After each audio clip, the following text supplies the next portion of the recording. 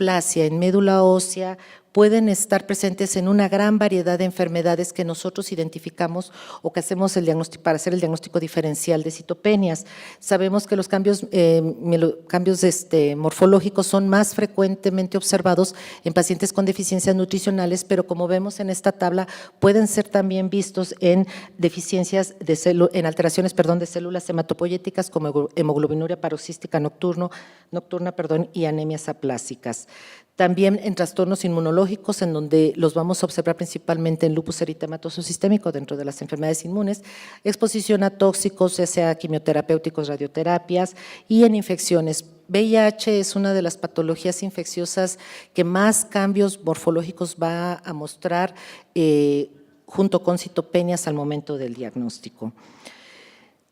Hay una patología en la cual al momento de que nosotros observamos citopenia podemos también encontrar de manera agregada alteraciones clonales. A esta patología se le conoce como citopenia clonal de significado indeterminado. Tampoco cubre los criterios de síndrome mielodisplásico, debe de tener citopenias de más de 4 meses y obviamente estas mutaciones clonales van a ser muy similares a las observadas en neoplasias mieloides. Estas alteraciones citogenéticas pueden ser de ayuda diagnóstica y pronóstica, pero no hacen tampoco el diagnóstico de síndrome mielodisplásico.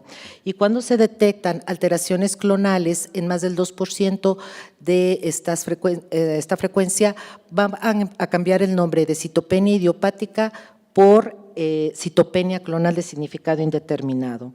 En estos casos no vamos a encontrar displasia y vamos a tener que estas mutaciones son muy parecidas o son iguales a las que encontramos en los pacientes con síndromes mielodisplásicos, por lo que muchas veces puede haber una confusión en el diagnóstico. No se conoce cuál es el papel de estas mutaciones y qué tan frecuente estos pacientes con citopenias clonales puedan llegar a evolucionar a síndromes mielodisplásicos. Y un término más que se ha agregado a este grupo de alteraciones son las hematopoiesis clonales de potencial indeterminado. En este caso no tenemos citopenias, no tenemos displasias, pero tenemos clonas de mutación, clonas hematopoyéticas que presentan mutaciones que generalmente son investigadas de manera al azar, o sea, no porque el paciente traiga algún problema hematológico y que no se conoce bien el significado de estas alteraciones. En estos casos se deben de excluir otras neoplasias hematológicas para considerarlos como hematopoiesis clonal de potencial indeterminado. Sabemos que hasta el 10% de la población mayor de 70 años presenta estas mutaciones clonales en sus células hematopoyéticas y que tienen un riesgo de evolucionar a una malignidad hematológica del 0.5 al 1%, muy similar al observado en la gamopatía monoclonal de significado indeterminado. Entonces, estos pacientes, la mayoría de ellos van a tener cuentas sanguíneas normales, no vamos a tener problemas de citopenias y tampoco vamos a tener problemas de displasias en esta. Como vemos ahí, la mayoría de los pacientes no hacen progresión a malignidad y pueden morirse de otras causas que no estén relacionados con esta hematopoiesis clonal.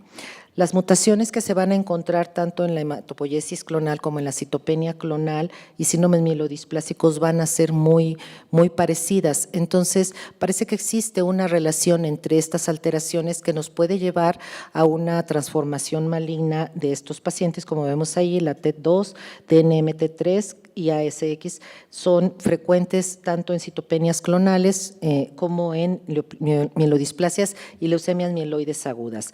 Esta es una secuencia de cómo puede ir evolucionando una citopenia clonal a una síndrome mielodisplásico de bajo grado, en el cual ya vamos a tener expresiones de displasia y citopenias más marcadas. Aquí vemos también que las primeras dos columnas, la hematopoiesis clonal y la citopenia idiopática, no van a recibir tratamiento porque no hay expresión de alguna alteración hematológica muchas veces en estos casos.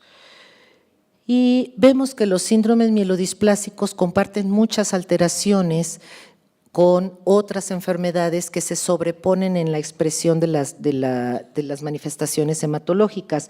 Dependiendo de hacia dónde se dirijan, estas alteraciones van a provocar daño inmunológico o un efecto de proliferación.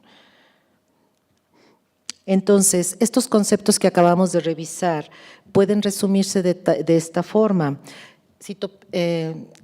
Citopenias idiopáticas de significado indeterminado y citopenias clonales comparten las dos bajas cuentas celulares en sangre periférica. Displasia idiopática presenta cuentas de más del 10% de células displásicas en la médula ósea y no comparte el resto de las características de los síndromes mielodisplásicos, y hematopoiesis clonal de significado indeterminado solamente va a presentar alteraciones clonales en las células de su sangre, sin citopenias y sin displasia. Aquí lo podemos resumir desde el punto de vista gráfico. Las primeras dos figuras van a corresponder a citopenias con o sin alteraciones clonales, y las figuras de abajo vamos a tener alteraciones clonales en un lado y displasias en otro lado.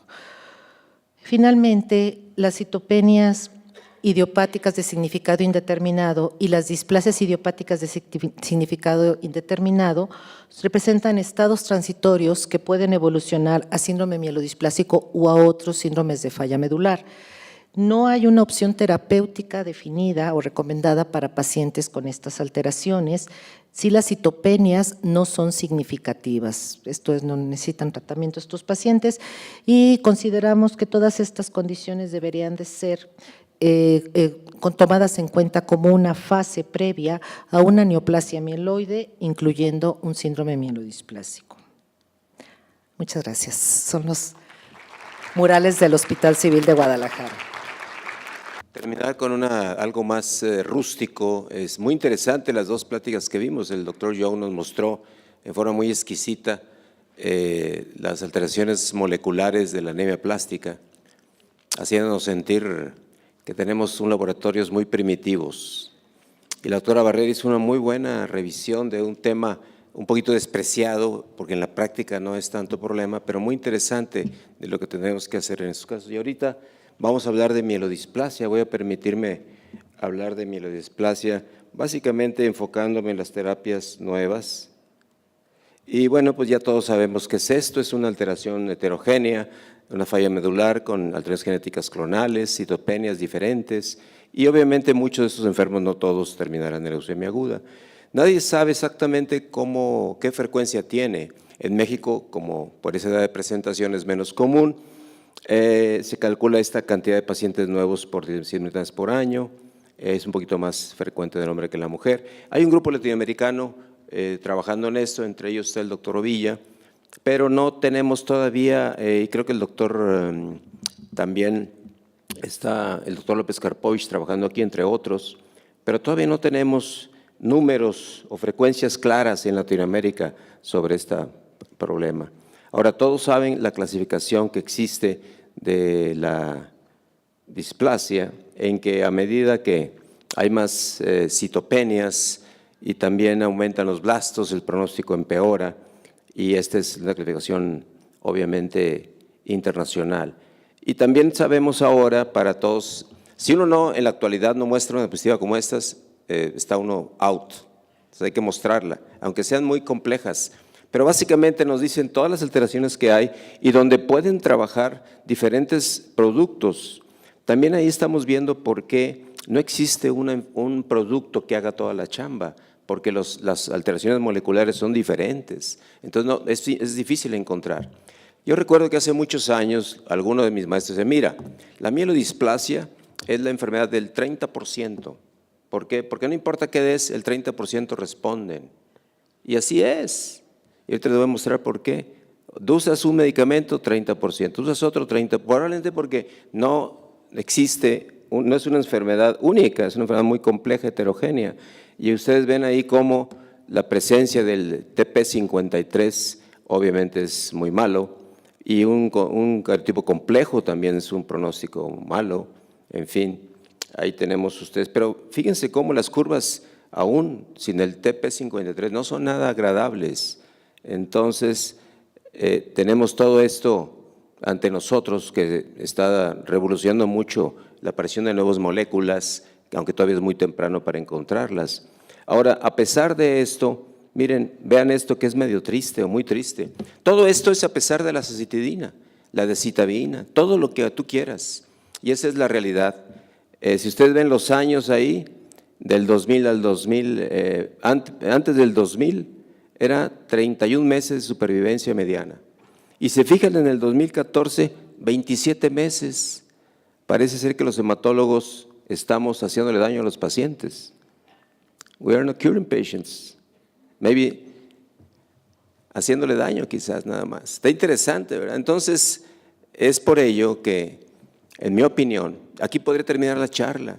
¿Qué hay que hacer con una mielodisplasia? Trasplántala cuando puedas y no pierdas tu tiempo ni acompañes al paciente a gastar su dinero y a bien morir. Sin embargo, hay que admitir que algunos pacientes van a mejorar con ciertos medicamentos y no todo el mundo tiene un trasplante y no el trasplante está accesible a todo el mundo. Entonces, el reto para nosotros es, bueno, ¿qué enfermo se beneficia de qué y por qué? Y ese es el reto que tenemos. Y aquí tienen ustedes cómo, aún en las de riesgo más bajo, la supervivencia no es tampoco tan buena. No, probablemente si tienes 70 años y te dicen que te van a dar 6 o 7 no está tan mal. Pero si tienes 60, 50, no sé, 40, pues obviamente esa expectativa no es nada buena. Ahora, ¿qué podemos hacer o qué se hace con las enfermedades que no son de riesgo muy alto? Pues la eritropoyetina y sus derivados sabemos que funciona ya en un pequeño porcentaje. Y van a ver ustedes desde ahí 31%, por eso insisto, casi todas las estadísticas son 30, en algunas hay 40, 50, pero también hay que entender que muchos son clinical trials. Y los clinical trials o los estudios clínicos escogen al paciente seleccionado y no necesariamente eso se repite en la vida real.